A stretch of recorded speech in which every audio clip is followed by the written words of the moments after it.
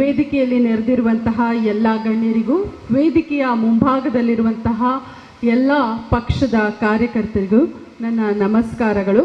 ಇವತ್ತು ಅಭಿನಂದನಾ ಸಮಾರಂಭ ಇದೆ ಅಂತ ನನಗೆ ಕಾಲ್ ಬಂತು. ಬಹುಶಃ ಈ ಅಭಿನಂದನಾ ಸಮಾರಂಭ ನನಗೆ ತಗೊಳ್ಳಿಕ್ಕೆ ಇಷ್ಟ ಇಲ್ಲ. ಯಾಕಂತ ಹೇಳಿದ್ರೆ, ನಾನು ಪ್ರಕಾಶ್ ಕುಂಪಳ ಅವರಿಗೆ ಮೊದಲು ಅಭಿನಂದನೆ ಮಾಡಬೇಕು.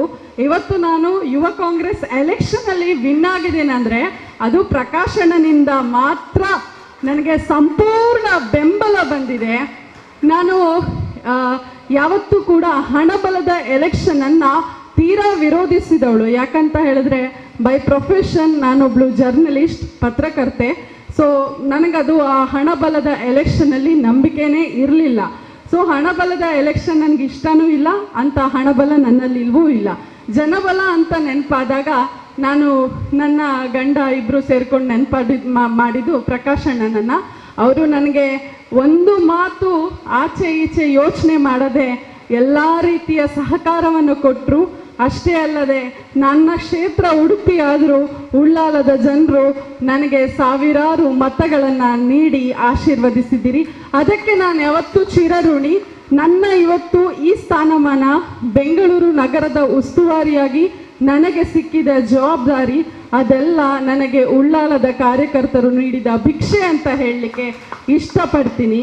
ಅಷ್ಟೇ ಅಲ್ಲದೆ ಇವತ್ತು ನಮ್ಮ ಜೊತೆ ನಮ್ಮ ರಾಜ್ಯದ ಉಪಾಧ್ಯಕ್ಷರಾದಂತಹ ದಿವ್ಯಾ ಅವರು ಬರ್ತಾ ಕೇಳಿದ್ರು, ನಿಮ್ಮ ಸರ್ ಇಲ್ವಾ ಅಂತ.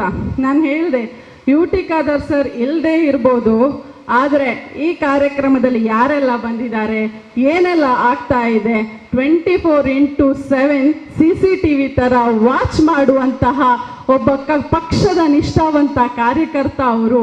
ಅವರಿಗೆ ಎಲ್ಲ ಆಗು ಹೋಗುಗಳ ಬಗ್ಗೆ ಗೊತ್ತಿರುತ್ತೆ. ಅವರು ಉಮ್ರಾಗೆ ಹೋಗಲಿ, ಹಜ್ಗೆ ಹೋಗಲಿ, ಅವರಿಗೆ ಅಷ್ಟು ಜವಾಬ್ದಾರಿಗಳಿದೆ. ಆ ಜವಾಬ್ದಾರಿಯನ್ನು ಪಡೆದಂತಹ ನಾಯಕರನ್ನು ಪಡೆದಂತಹ ನಾವೆಲ್ಲರೂ ನಿಜಕ್ಕೂ ಪುಣ್ಯವಂತರು ಅಂತ ಹೇಳ್ಬೋದು. ನಮಗೆ ಅವರು ಬರೀ ಶಾಸಕರು ಅಷ್ಟೇ ಅಲ್ಲ, ನಮ್ಮ ಮನೆ ಮಗ. ಇಲ್ಲಿ ಯಾವುದೇ ಕ್ಷೇತ್ರದ ಮನೆಗೆ ಹೋಗಿ UT ಸರ್ ನಿಮ್ಮ ಮನೆಗೆ ಬಂದಿದ್ರ ಒಂದಲ್ಲ ಒಂದು ದಿನ ಅಂದರೆ ಅವ್ರ ತಲೆ ಅಲ್ಲಾಡಿಸ್ತಾರೆ. ಯಾಕಂತ ಹೇಳಿದ್ರೆ, ಅವರು ಲೋಕಲ್ ಟು ಗ್ಲೋಬಲ್ ಲೀಡರ್ ಅಂತ ಹೇಳಲಿಕ್ಕೆ ನಮ್ಮೆಲ್ರಿಗೂ ಯಾವತ್ತೂ ಹೆಮ್ಮೆ ಇದೆ. ವಿಧಾನಸಭಾ ಸಭಾಧ್ಯಕ್ಷರಾದಾಗ ನನಗೆ ತುಂಬ ಜನ ಹೇಳಿದ್ರು, ಏನು ಮಾಡೋಕ್ಕಾಗತ್ತೆ, ಬಹುಶಃ ಮಿನಿಸ್ಟ್ರಿ ಕೊಟ್ಟಿದ್ರೆ ತುಂಬ ವರ್ಕೌಟ್ ಆಗ್ತಿತ್ತಲ್ವಾ ಅಂತ. ಬಟ್ ಅವರು ಯಾರೂ ಮಾಡದೇ ಇರುವಂಥ ಕೆಲಸ ಮಾಡಿದ್ರು. ವಿಧಾನಸೌಧವನ್ನು ನಾವೆಲ್ಲ ಹೊರಗಿನಿಂದ ನೋಡಿ ಕನಸನ್ನು ಕಾಣ್ತಾ ಇದ್ವಿ. ನಮ್ಮಂಥ ತುಂಬ ಸಾಮಾನ್ಯ ಜನರು ವಿಧಾನಸಭೆಯ ಸೌಧದ ಒಳಗಡೆ ಹೋಗಬೇಕು ಅನ್ನುವ ಕನಸು ಕಾಣ್ತಾ ಇದ್ರು.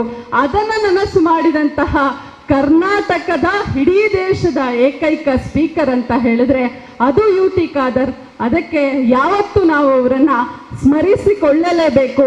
ಇವತ್ತು ವಿಧಾನಸೌಧವನ್ನ ಸಾಮಾನ್ಯ ಜನ ತನ್ನ ಧ್ವನಿ ಎತ್ತುವಂತಹ ಮನೆ ಅಂತ ಹೆಮ್ಮೆಯಿಂದ ನೋಡ್ಕೊಳ್ತಾನೆ ಅಂತ ಹೇಳಿದ್ರೆ ಅದು ಕೇವಲ UT ಖಾದರಿಂದ ಮಾತ್ರ ಸಾಧ್ಯ. ಅಷ್ಟೇ ಅಲ್ಲದೆ ಇಲ್ಲಿ ನನಗೆ ಸಹಕಾರ ನೀಡಿದಂತಹ ಪ್ರತಿಯೊಬ್ಬ ಪಕ್ಷದ ಕಾರ್ಯಕರ್ತರಿಗೂ ಕೂಡ ನಾನಿವತ್ತು ಧನ್ಯವಾದಗಳು ಅಂತ ಒಂದು ಚಿಕ್ಕ ಪದವನ್ನು ಮಾತ್ರ ನೀಡಲಿಕ್ಕೆ ಸಾಧ್ಯ.